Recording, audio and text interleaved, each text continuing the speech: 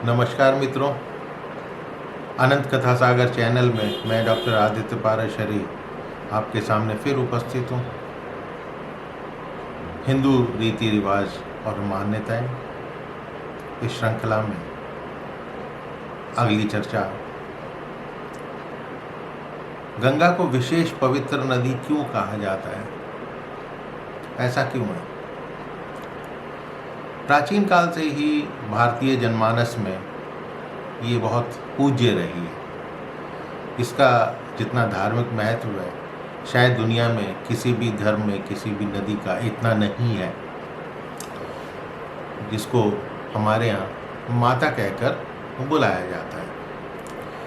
महाभारत के वन पर्व में ये कहा गया है कि जैसे अग्नि ईंधन को जला देती है, उसी प्रकार कई निषिद्ध कर्म करने के बाद भी यदि गंगा स्नान किया जाए तो उसका जल उन सब पापों को भस्म कर देता है।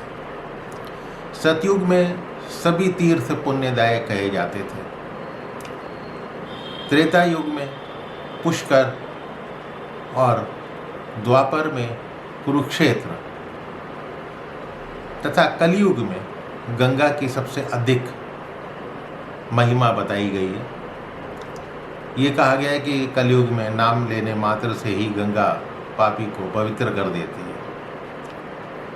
गीता में एक जगह भगवान श्री कृष्ण कहते हैं कि स्त्रोतों में ये जाह्नवी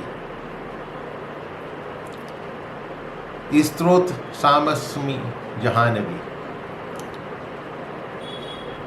जो स्त्रोत हैं उनमें जो गंगा है वो मैं ही हूँ।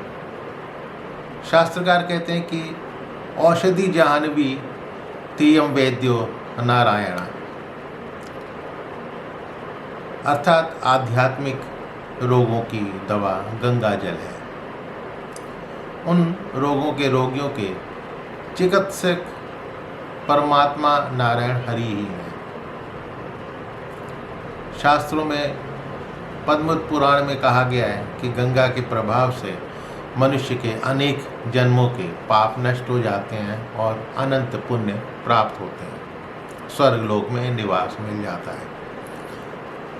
अग्नि पुराण कहती है कि गंगा सद्गति देने वाली है।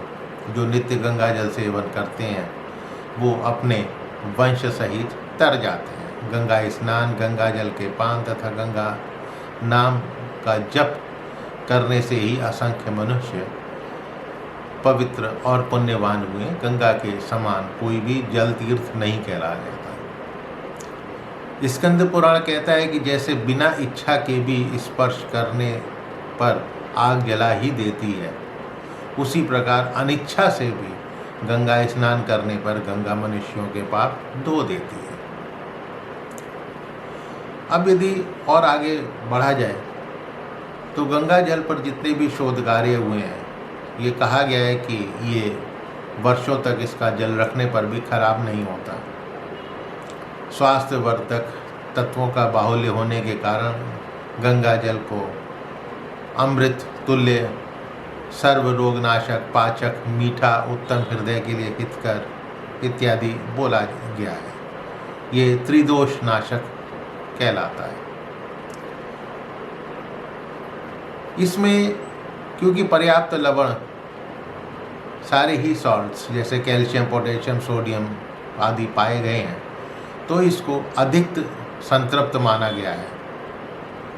और कुदरती तौर पर इसमें 45% डिज़ोल्व क्लोरीन तक आ जाती है, जो जल में कीटाणुओं के पनपने से रोकती है और इसी के रहने से ये जल सड़ता नहीं है।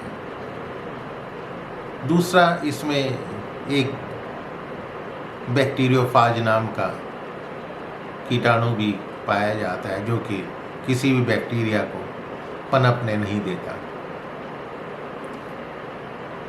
डॉक्टर कोहिमान एक जगह कहते हैं कि जब किसी व्यक्ति की जीवन शक्ति जवाब देने लगे और रोगी को ऐसा लगता है कि वो क्षीण हो रहा है, तो गंगा जल आश्चर्यजनक ढंग से उसकी जीवन की शक्ति को बढ़ा देता है। गंगा स्नान से पुण्य प्राप्ति के लिए श्रद्धा आवश्यक है। एक बार पार्वती ने शंकर भगवान से पूछा कि गंगा में स्नान करने वाले प्राणी पापों से छूट जाते हैं, ऐसा क्यों है? इस पर शंकर भगवान बोले, जो भावना पूर्वक स्नान करता है उसी को सद्गति मिलती है, अधिकांश लोग तो मेला देखने जाते हैं। पार्वती को इस जवाब से संतोष नहीं मिला, तो शंकर जी ने कहा, चलो तुम्हें हम इसका प्रत्यक्ष दर्शन कराते हैं। गंगा के निकट शंकर जी कोड़ी का रूप धारण करके रास्ते में बैठ गए। साथ में पार्वती जी सुंदर स्त्री का रूप धारण करके बैठ गईं। मेले के कारण भीड़ थी। जो पुरुष कोड़ी के साथ सुंदर स्त्री को देखता था वो सुंदर स्त्री की ओर ही आकर्षित होता था। कुछ ने तो उस स्त्री को अपने साथ चलने का प्रस्ताव भी दिया। अंत में एक ऐसा व्यक्ति भी आया जिसने स्त्री के पतिव्रत धर्म की सराहना की और कोड़ी को गंगा स्नान कराने में उसकी मदद की। शंकर भगवान प्रकट हो गए और बोले, प्रिय पार्वती, यही श्रद्धालु सद्गति का सच्चा अधिकारी है। तो गंगा की महिमा कैसी लगी आपको? अवश्य पसंद आई होगी। यदि पसंद आई हो तो अपने इष्ट मित्रों से इसको शेयर कीजिएगा और मेरे चैनल को सब्सक्राइब करना मत भूलिएगा। कमेंट बॉक्स में आपके कमेंट्स का मैं इंतज़ार करूँगा। फिर मिलता हूँ किसी नए किस्से, कथा, कहानी, चर्चा के साथ। तब तक के लिए नमस्कार।